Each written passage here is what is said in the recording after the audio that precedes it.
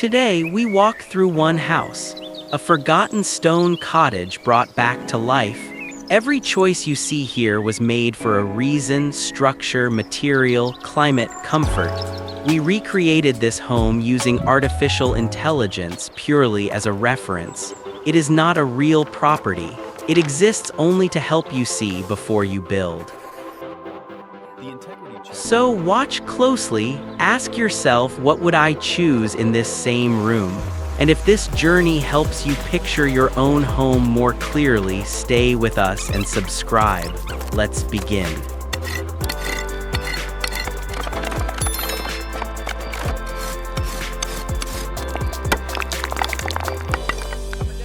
The abandoned wooden house with its crumbling tiled roof and rotting wood doesn't collapse immediately.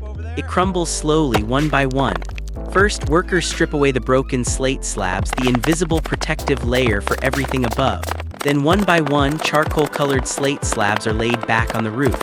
Why slate? Because in the humid and fluctuating climate, the stone drains well without warping or rotting.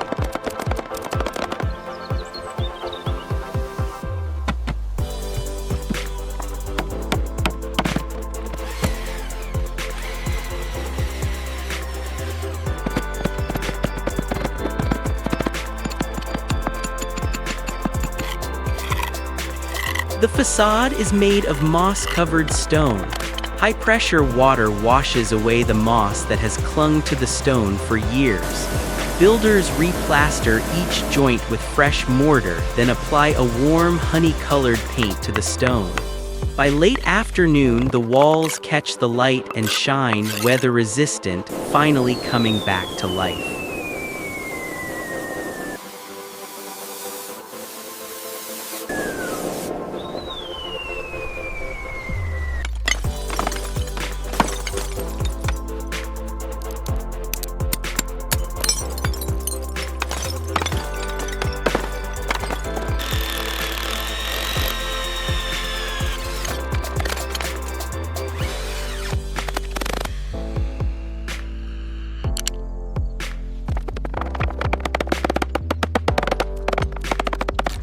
A wild, overgrown meadow obscures the very foundations of the house.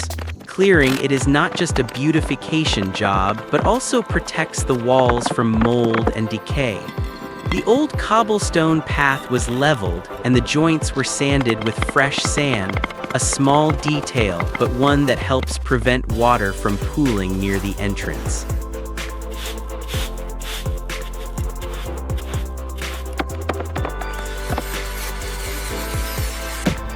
On the lakeshore, a dilapidated pier was rebuilt with new wood.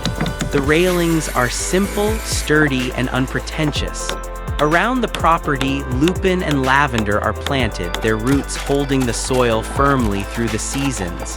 This is purposeful landscaping. A home with landscaping becomes a place people want to return to.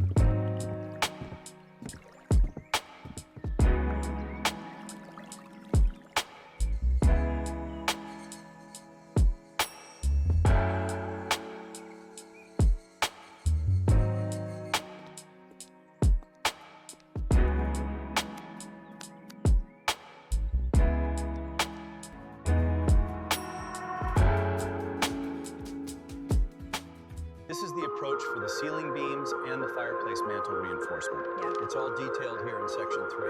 Very good, that meets my approval. I'm tracing the existing structure here. We'll focus right here on the fireplace mantle detail. We have to stabilize.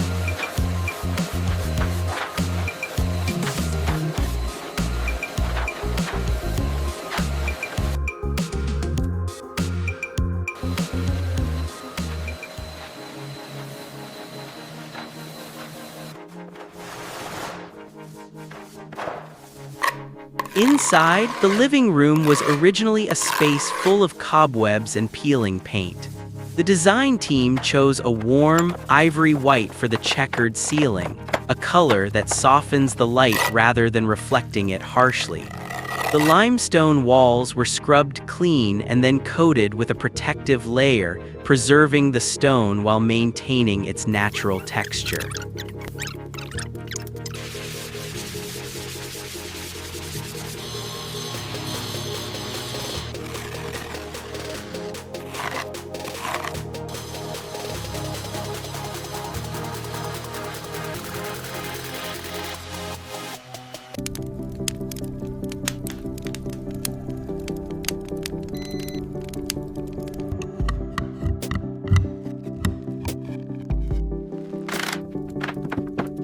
In the center, the sooty fireplace becomes the heart of the room. Around it, custom-designed oak shelves fill the alcoves, providing both practical storage and a striking accent. Linen and leather furnishings complete the room, materials chosen for their longevity, not just for today's look.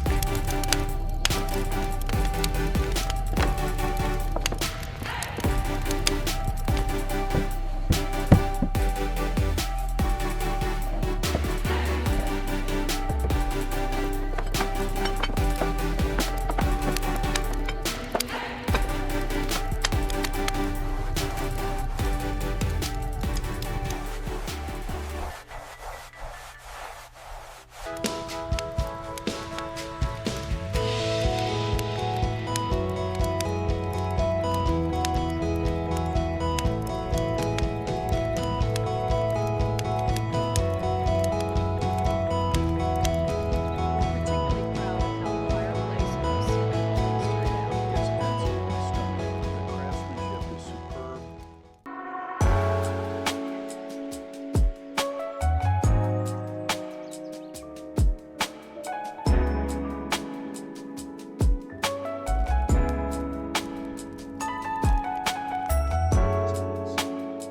Adesso on English.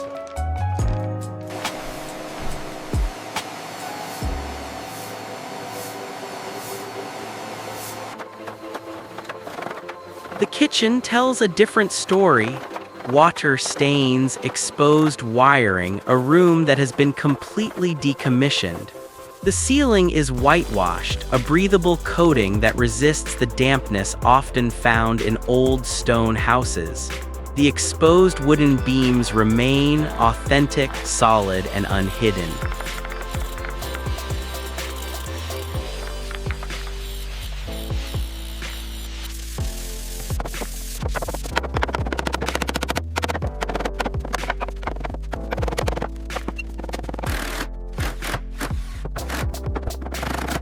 The pale green kitchen cabinets highlight the distinctive English cottage style.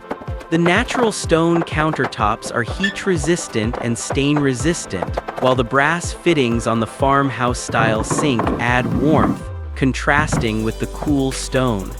In the center is a solid oak table built to serve decades of meals, not just one dinner.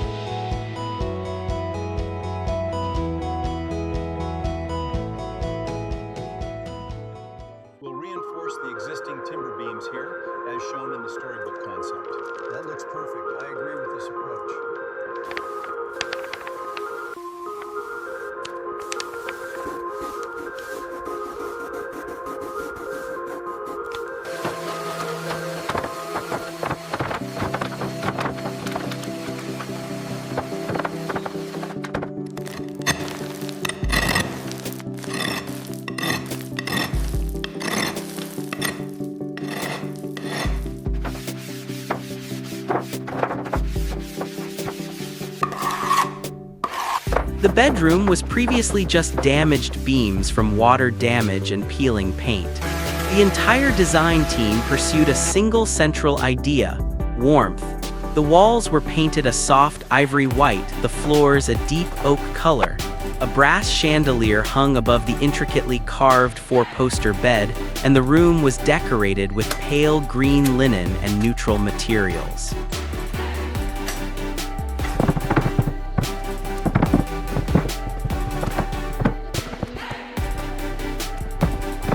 Why the restraint in color and material? Because the bedroom wasn't meant to impress, but to soothe the mind. Every choice here served rest, not ostentation.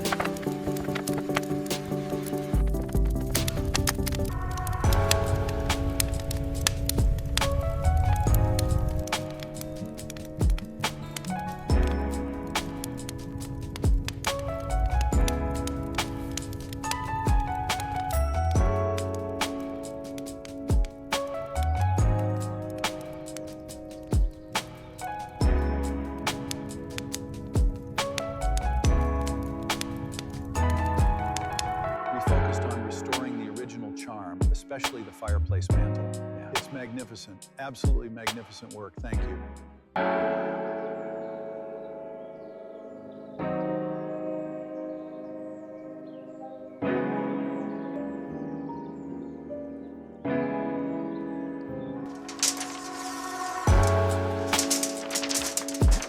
The sink here, we can fit the larger tub by the window as you requested. Now, that looks perfect.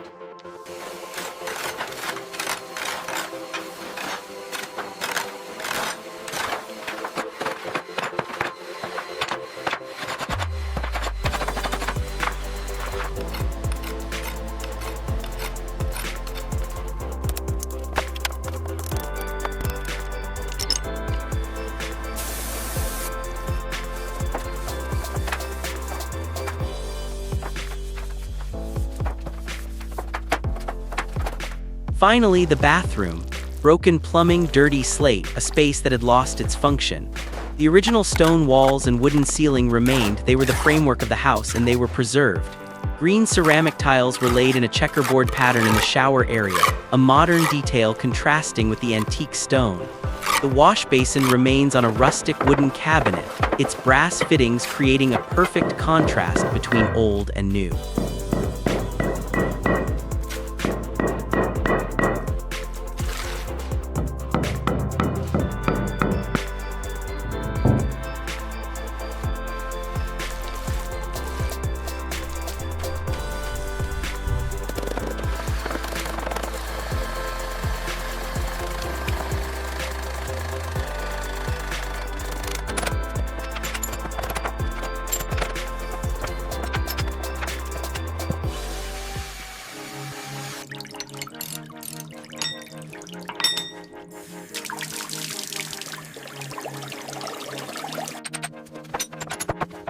Above it sits a wrought iron candlestick, not for decorative purposes, but a carefully chosen piece to suit the room's stature and history.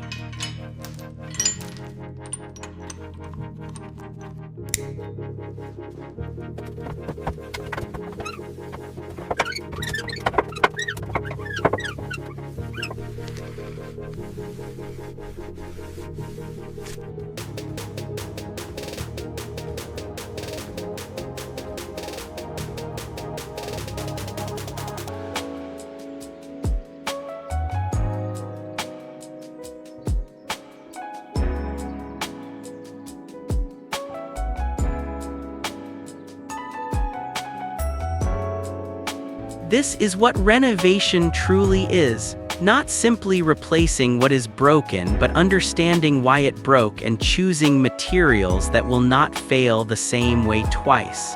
Stone for water resistance, limewash for breathable walls, oak chosen to age rather than wear out. Every space in this house speaks with the same voice: stone, timber, warmth, and restraint. Nothing shouts, everything belongs. If you were standing in this house today, which room would you restore first and why? Would you keep the original stone or start fresh? If this walkthrough helped you see your own future home more clearly, subscribe to the channel. More houses, more stories, more ideas are coming.